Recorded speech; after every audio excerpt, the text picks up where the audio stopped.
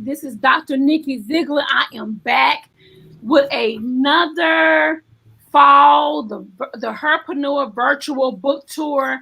We're over about 80 women from all over the world, even those overseas, is coming and sharing their passion, their amazing book. Listen, go ahead and share this live. Go ahead and tell me, hey, Dr. Nikki, I see you, I see you, I see you. Go ahead and let me know that you're on here. Nothing like support. So for the next 14, 15 days, I'll be interviewing phenomenal women of God who have decided to launch their book. Tina, I see you, Tina Ramsey. Thank you for sharing my post. I love you, girl. Listen, it's going down. If you have not followed the Herpreneuer Network, you got to follow the Herpreneuer Network. We have some amazing women, over 2,200 Christian women. Can't talk today. Christian women in business that are doing some amazing things. On Facebook, 14,000. On Instagram, on Clubhouse, 1,000. We're always somewhere. You're going to catch one of the amazing Herbassadors and the Herpreneuer Network. Next week, we're coming to Destin, Florida. Next week, Destin, Florida. Dr. Connie Stewart, Dr. Yvonne Capehart, Shakira McFadden. Dr. Shakira McFadden going to be there. Prophetess Candy Baylor will be in the building. Lady Patricia Anderson is speaking. Helen Means is speaking. Coach Helen Means is speaking. It's in Destin, Florida next week. If you cannot make it, which registration closed now, you can do it on a virtual experience. We got a high-end fashion show, all-white party, and guess what? We are all Christian in business. Christian women in business, authors, teachers, coaches, trainers, prophetess, all kind of women come together to fix crowns and apologize for absolutely nothing. I actually found my theme song. I put it in the Herbassadors group. It's by Carrie. Carrie Underwood. I Am a Champion. That's our new theme song for the Herpreneuer Network. And don't forget, I have an anthology coming of 365 women. I'm looking for 365 women to write this 365 days of affirmation for Christian women in business. If you are interested in helping me to write this anthology, the book comes out in March. It's for Christian women in business. And so it's going to be phenomenal. So if you're interested, inbox me and say, hey, Dr. Nikki, I want to jump on. Also, don't forget that the Herpreneuer camp is coming November 1st through 5th. We're looking for speakers. So if you have a couple of speakers that you want to show me, hey, Dr. Nikki, I think she'll be great. Go ahead and join in and let's connect, because it's all about fixing crowns and loving each other. So those are the news we have. Let's get into this interview. We have an amazing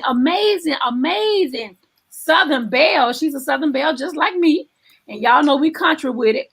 But we have an amazing Southern Belle that I'm joining in on this fabulous virtual book tour. None other than Prophetess Aleshia Brown. Hey.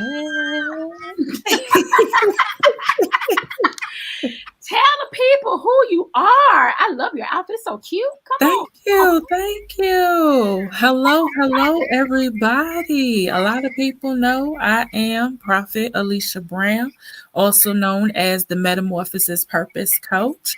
And I am a best-selling author, and many have heard about my book, my anthology, from the pit of pain to the paradigm of purpose. So I come to share a little bit since Diary of a Single Mom series. Now here comes from the pit of pain to the paradigm of purpose. So I am super, super excited. Thank you so much, Dr. Nikki, for having me. Yes. Really exciting. I see your people are starting to come in. My people coming in. Hey, Kimberly. Lynette. Thank you. Speak to your people, girl. Hello, Kimberly. Hello, Miss Neva. Hey, glad y'all joining in. What do Miss Neva do? Come on, let's talk to the Look, people. that's that. Look, Miss Neva, that's the Diamond Sharpens Diamond coach. Okay, come on, Listen, her method with the Diamond Sharpens Diamond, she know I love her for her Diamond Sharpens Diamonds because it is truly, it is the truth. It is the truth. It make you want to go get you a jeweler and go make sure that you get the real diamonds and not the ones that look come like on, they diamonds. come on So now. that's definitely that's my girl. I love her. That's my sis. She's awesome. She is so awesome. I'm actually doing a show next month for 5 days. I'm bringing in coaches from all over the world. We interviewing these coaches because I feel like God has ordained this show to be the pillar of opening up doors for more people. So come Mm-hmm. on, Diamond. Come on, Prophets. Inbox me and let me know you want to come on the show and be. You Yes. have to do shows like this to take these shows and put them on your website. Y'all know I'm in Brandon now. Take them and put them on your website. Mm-hmm. Take them and put them on your page. You can find your show on our YouTube channel. Google me. Google me. I was just telling the prophetess earlier. I had a young lady inbox me. She said, "Well, how do I know you're real, baby? Google us. Find us. We're available." So, we got to have that going. So tell us more about, who you are, what made you write this book. Because I don't know you. I want to learn who you are. That's pretty Well, cool. to be honest with you, it was all God. Jeremiah 29:11. For I know the plans that I have for you, for I know the thoughts that I have towards you.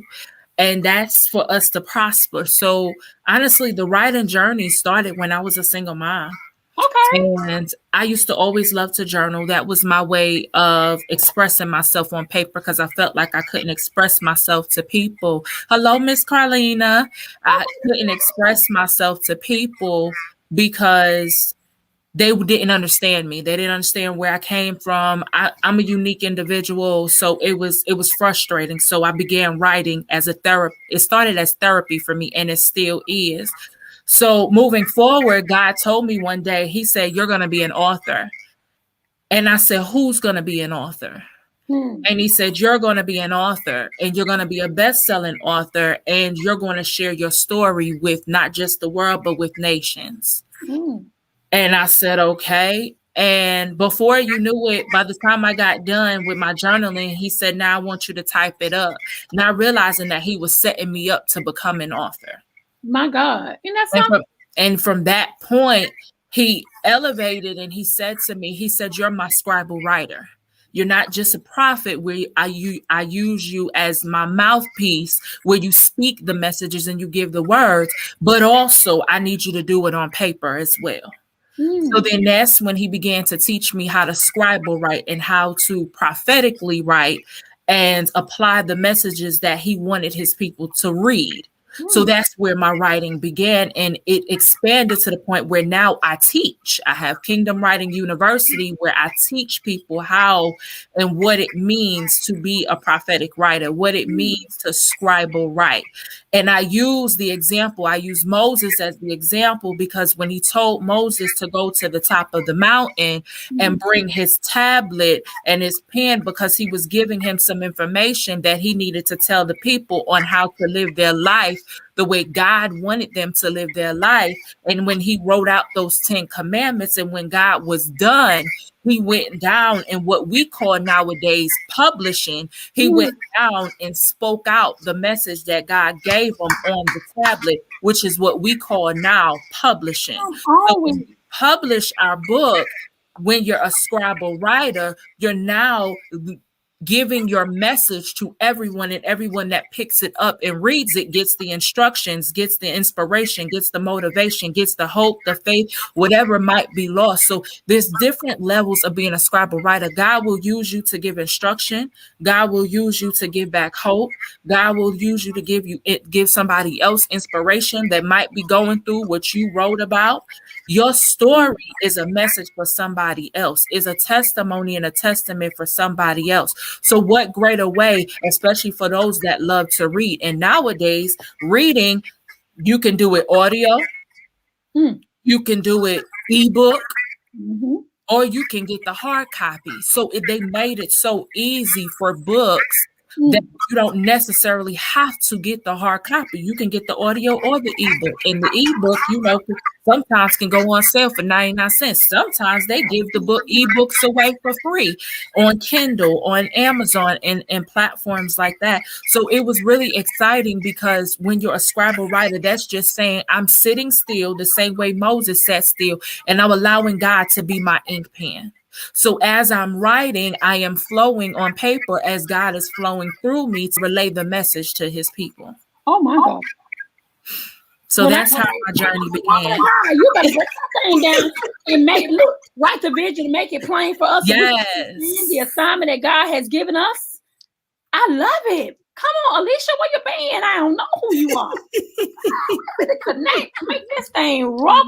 Look, it's all about connecting to new people. God is shifting our mindset. I remember one of my girlfriends put on her page, she said, no more new friends. I looked, I said, oh, what kind of devil is in this time and season? God wants us to shift relationships. Stop saying no more new friends. Because basically what you're telling God is, I'm not ready for change. I'm not ready for newness. And I called her. I said, you need to take that off your page. God, I don't have time. I said, guess what? You might need to start looking at you. Because God will send people your way to shift your mindset, but you got to be ready for the shift. You got to be ready for the shift. You got to be ready to connect with people that's doing what you're trying to do. You cannot be mediocre and think you're going to make it in heaven. It ain't going to work. Nope. You got to step into the deep. I tell my ambassadors all the time, and I see a lot of them are coming in. You have to learn how to step into the deep. Shout out to Laurel. Pastor Laurel is in here. Who else is in here? Let's talk to some of these people that's in here. Let's have a conversation. Dr. Miata, I see you in here. Come on in here. Kimberly, I talked to her already. I spoke to her already. A neighbor, Brooke, she said, come on, scribe a writer. Come on. Praise God. That's right. That's what it's all about. We have to learn how to support one another. We can do all this right here, but baby, it's the actions for me. It's the actions, yes. It's the actions. And God will send strangers for me. Yes. He will send strangers to bless you. So don't never limit God. You cannot limit God. So tell us about this book. Come on with the book. So from the pit of pain to the paradigm of purpose, that was a shift in my life. And it was a shift in my life because I was a poet. I was like David, like the Psalms, the book of Psalms. I wrote poetry. That was my form of writing, and that's what I was used to. And because I have a love and a passion for poetry. So anytime I would write, even in writing in my journals, they would always end up in a poem format. So God shifted me and said, now I'm giving you a new project. I want you to write an anthology. A who? That's An right. anthology. I said, what is that? He said, so you're going to share your story, but it's not going to be in the content of a poem. It's actually going to be a message that's going to be read according to what's in the process that I brought you through. Yes, I took you through a metamorphosis to your purpose, which is one of the programs that I have, mentorship programs that I have. But in addition, I want you to talk about the pit of pain and the paradigm of your purpose. So that's where the title came from, the pit of pain to the paradigm of purpose, because at the time that everything that God had promised me, and I started to see the manifestations of it, I was still in my pit of pain. When he released my husband to me, but I didn't know that he was my husband, I was still in the pit of pain. When he had me be like Abraham and pack up and leave a town where I know everybody, my family, my friends, my job, everything is there, to go to a town where I know nobody, to what we would call start over, but it really wasn't starting over. It was just an expansion and an increase for me.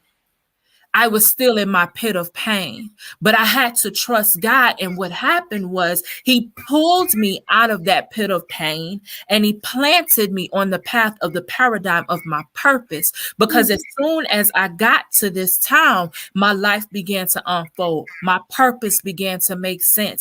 Everything that he called me to do started to unravel and unfold, even down to my husband. Come on now. My husband had been in front of me for that entire year, but because I was stuck, or I felt stuck in this pit of pain, I couldn't even see that my husband, the thing that I prayed for, the thing that I made my request known, my heart's desire was there all of these years, but I was looking all around him every which way, left, right, up, down, roundabout in the circle, because I was blinded by my pain.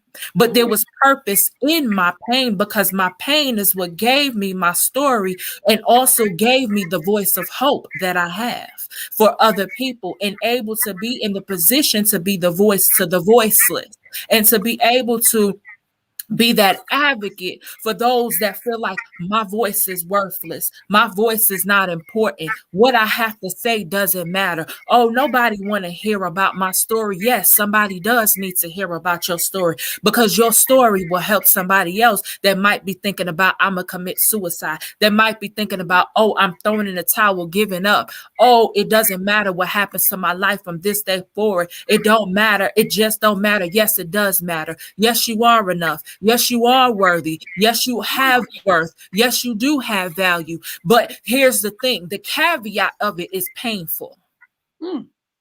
The caveat to your purpose is painful. It doesn't feel good. Anytime, just like we go to the gym to get comfortable, to gain weight or gain muscle. When we first work out, guess what? We're going to go through some pain because we're stretching muscles that we've never used before. So whether you had to stretch your muscle of faith, whether you had to stretch your muscle of using your voice, whether you had to stretch your muscle of obedience, you're going to go through some pain and feel the stretching and feel like you're being expanded. But with that expansion, you begin to grow. And now the coat that he first told you to put on that was too big, now all of a sudden it begins to fit. Speak.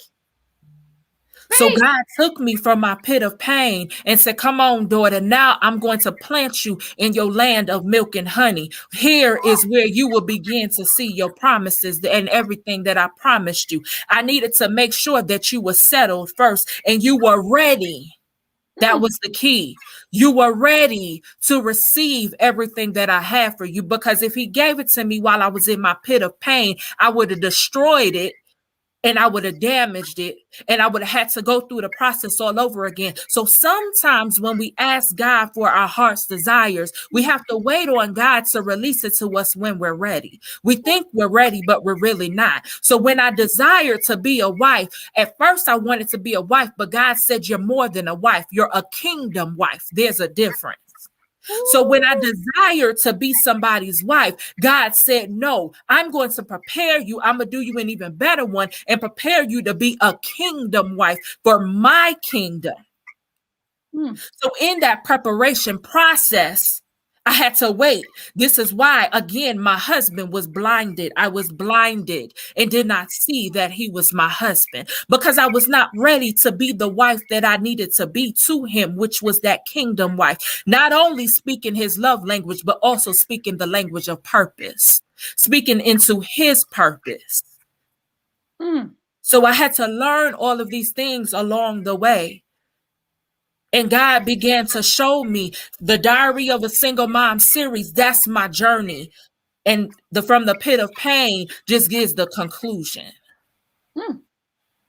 The journey of being a single mom, Diary of a Single Mom series, it was teaching, and I was sharing the message of how God took me through the metamorphosis to my purpose and being developed into being a kingdom wife, a kingdom mother, and a kingdom woman, a kingdom ambassador for God. So I went through some painful thoughts, and where he had to retrain my mind. He had to renew my mind. He had to transform my heart. He had to give me a new heart. He had to give me a renewed right spirit. I had to go through surgery physically and spiritually. My God. In order to receive what God had for me, I had to change my perception so that there was no distortion in it. My reception, when he began to speak to me, could no longer be distorted. But I had to first change my outlook. How did I look at God? How did I look at the things of God and the things that he already had blessed me with? What do I see? I never forget the day the Lord told me, take off your glasses and tell me, what do you see? Can you see me in the midst of the pain? Can you see what I'm doing and why the storm is necessary? Can you still count it all joy? Can you still praise, put your hands up and say, Lord, I thank you? Can you still say, in spite of it all, I still thank you. I still praise you. Although I can't see it, I still believe it. That's that blind faith. When you're walking in faith blindly, because when we walk by faith, we don't walk by sight. So can you still say what happens when God says it's time to rebuild? And God plants you in a place that looks so deserted, looks just like Canaan did. Canaan was a desert. Yes. But he said that was the land of milk and honey. That was promised land. But can you see what God is trying to show you? Although in the natural eye, it looks nothing like a desert. I just went on a hiking trip and God said, tell me what you see. You see. And I was so excited when I made it to the top of the mountain, because when I got to the top of the mountain and I looked around me, my natural eye saw nothing but a deserted place of wilderness. But when I looked deeper within, I saw the beauty of God's creation. As I heard the trees moving and I heard the animals making a sound, it was so peaceful. I felt like God had took me behind the veil and said, daughter, this is the experience behind the veil. Ooh, So when I tell you that pit is necessary, sometimes we can't climb out of it because it's not time.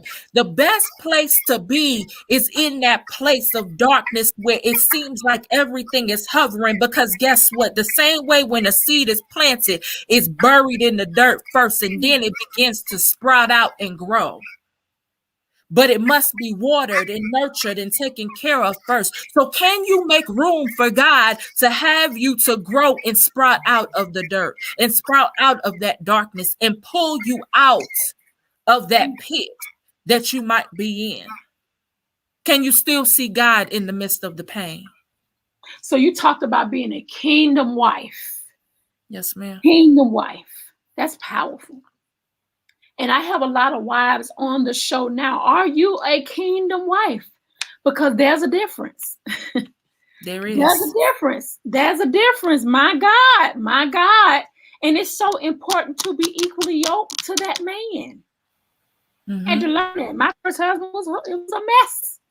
Because I was a mess and he was a mess. So you have to be honest with yourself. And women, we don't want to be honest.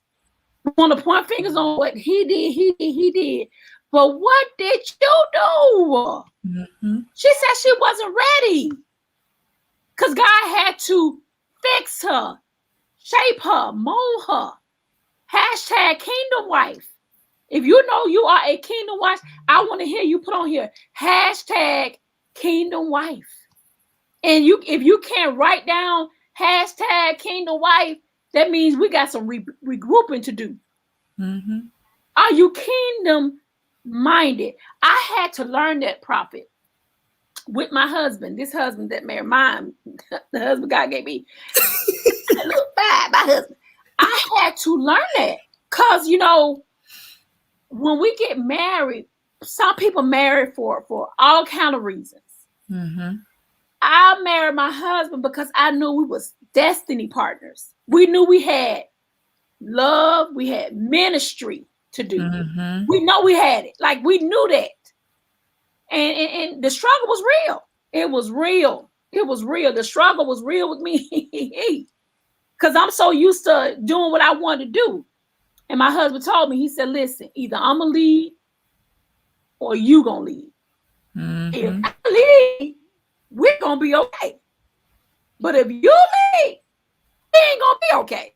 So I had to learn. Because when you're used to having control, it's hard to submit.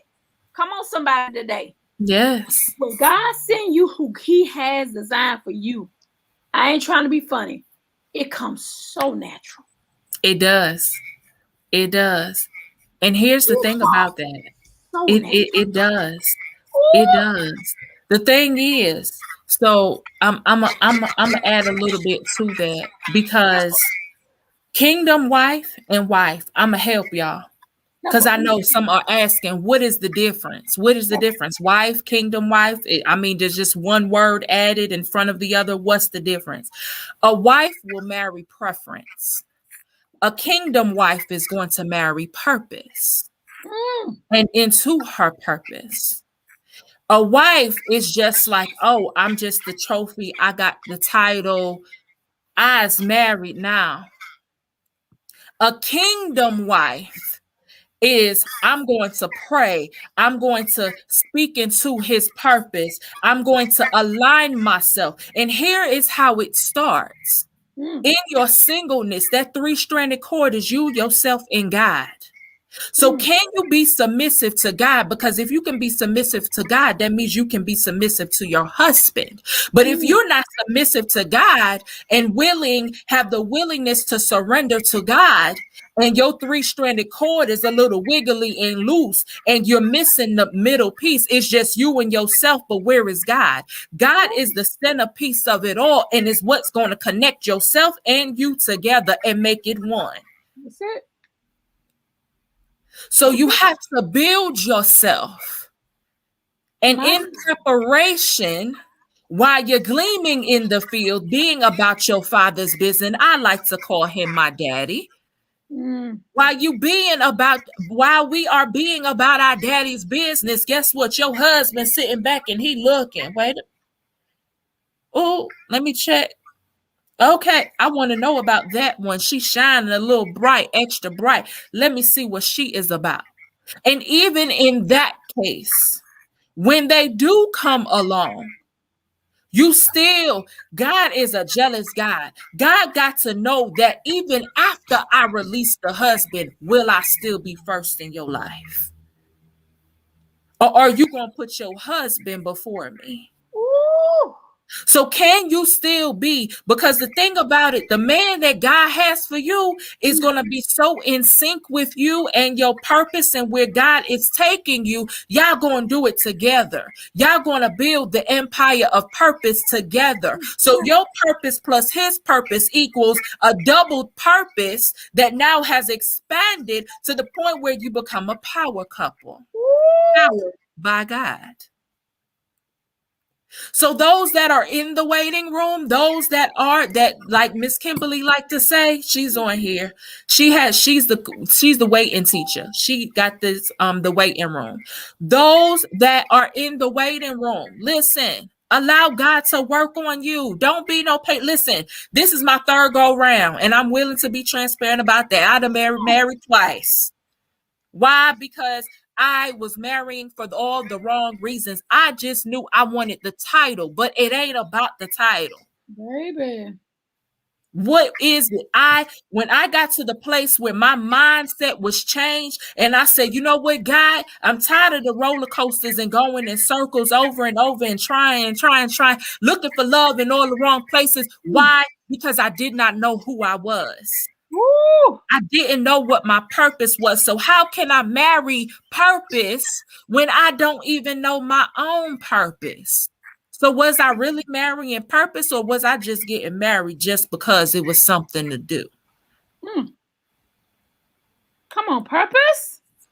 So when you marry purpose, listen, you got to understand purpose first. You got to understand your own purpose to begin with. And how you understand your purpose first, you got to understand your identity. Who are you authentically? Minus the title, minus the degree, minus your position. Who are you? Because you could take profit off my name. Aleshia Brown, yes, I'm a noble, kingdom woman, child of God that moves when God tells me to move. Oh God. I am a tree planted by the rivers of living water. Ooh, You that want part. to come see about Aleshia Brown? Come see about me. You ain't got to see about the prophet, because the prophet, that's my assignment. Come on. But that's not who I am. Come That's on. what God assigned me to do for the kingdom. But that's not who I am. that does not identify, but my name, Aleshia Brown. Look up your name and see what it means and why your mama named you that. You'll be surprised. It'll explain so much. So find out who you are first and fall in love with you first. Then once you do that, then your purpose will make sense and what your purpose is. Then you'll begin to get your assignments. And then everything else falls into place. But it starts with your identity first. Oh, my Lord. That's my from the pit of pain to the paradigm of purpose. In my pit of pain, I didn't know who I was. I was a chameleon trying to be everybody else but my own self because I wanted to fit in so bad. So why not? Let me be Puerto Rican for a day. Let me be Hispanic for a day. Let me be this person for a day. Let me be Bonquisha for a day and be ghettofied for a day. Let me be, I was being everything else but who I was. Why? Because I did not know. It's crazy because in the physical, I went through identity theft when somebody stole my social, but I also went through it spiritually as well because I didn't know who I was. I was lost within my own identity. So God had to start over and say, come on, we're going, I'm taking you down to the egg, all the way to the bottom, and then you're going from the egg to the caterpillar. You still ain't going to really see who you are, but come on to this chrysalis because I need you to fall in love with you. It's just me, you, and yourself, and you're going to fall in love with the things that you like, the things that you love, and you're going to be strong, firm, bold, courageous in who you are. Mighty God. So when it came down to me coming out of my, being pushed out of my chrysalis, and now I'm waiting on the things of God because I'm not ready to soar yet because God is still working on me. So now I'm at that stage of a butterfly with my wings dry. I'm waiting for my wings to dry. And then that very moment where God said, go, daughter, I present you faultless. Woo. But you got to be ready. Gotta be ready. Don't fight the process. Flow. How do you know when you're ready? How did you know when you was ready? God started giving me assignments. The very first day, because in the beginning when God told me who I was, even down to what my assignment was, when he gave me Jeremiah 1:5, that I was a prophet to many nations, I didn't receive it, neither did I believe it. It took a process. I went to church one day, and the Lord had me speak to my spiritual father in the open and share a word with him about our next place and where the church was going. It was on that day the Lord told me, he said, you keep trying to abort your assignment. The more you try to abort it, the more I'm going to expose you. And God kept having me to flow prophetically. I would see stuff, I would know stuff, and people is like, I know that came from God. And my spiritual father was like, that gift and who you are. And he began to pour into me and speak to me. And thereafter, God continued to give me assignments, just like he did Ezekiel. In the thing of bones, in the dead bones, in the valley of dead bones. Right. He kept giving him assignments. And through those assignments, the boldness and the confidence began to build up because it was like, oh, snap, this is all I had to do all along. Why wasn't I doing it? Right. So through the assignments that God gave Ezekiel realized his authority. He realized his full assignment. He realized his power and what God had given him to do. So now that he understood it, just like with school, we learn it, we get assignment to make sure we understand what we learned. Right. So God presented, daughter, you one of my prophets. Now I'm going to put you and give you assignments. I need you to speak. And a lot of times I wouldn't speak and I would journal it. My God. And then the Lord would have me go back and read the journal, and I'd be mind blown because I'd be like, oh my God, that happened.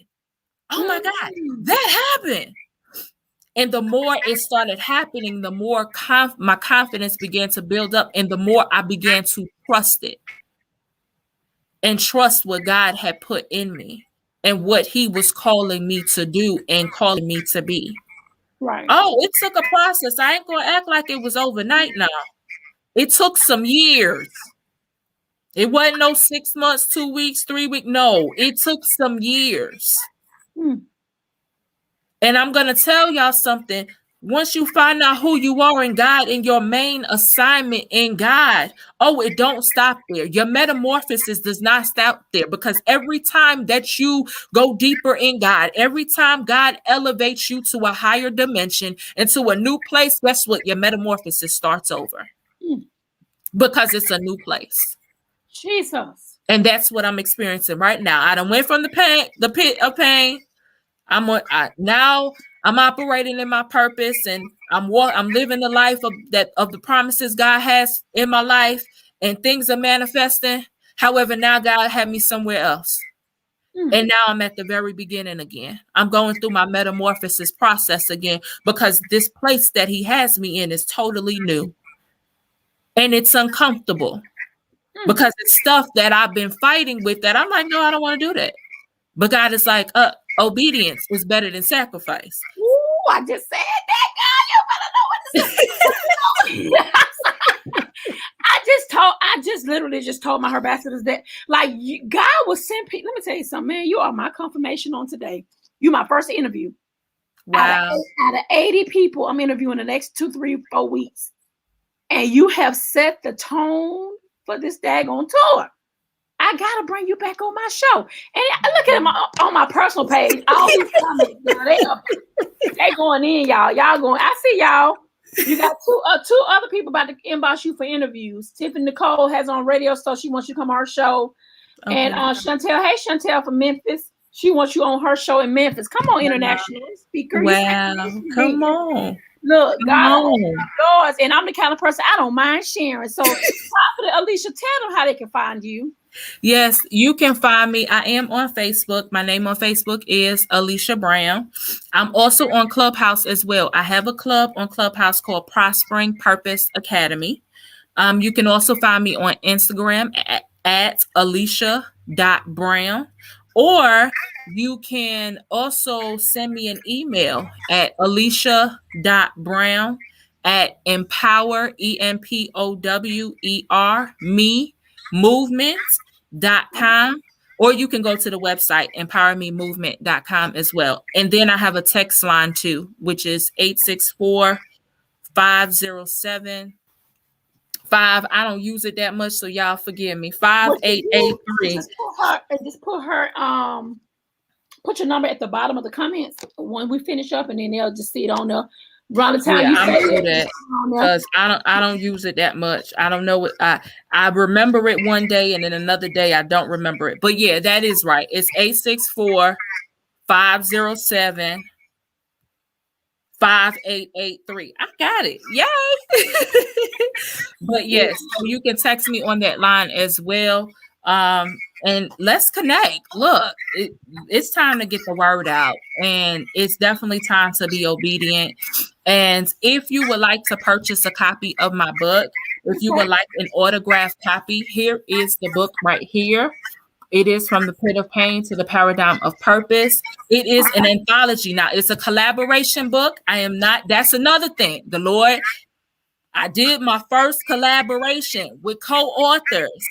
That was a first for me. It was my first anthology and first collaboration. So God is expanding me beyond what I'm used to.